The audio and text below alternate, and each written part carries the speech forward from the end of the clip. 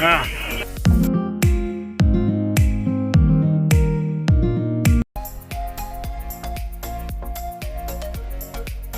ये देखिए बहुत ही अच्छा लग रहा है हम लोग को यहाँ पे आके। तो अभी हम लोग जा रहे हैं घर, बहुत रात हो चुकी है। हम लोग गाइस फोटो शूट करा रहे हैं और रात के टाइम में देखिए इतनी सुंदर फोटो आ रही है।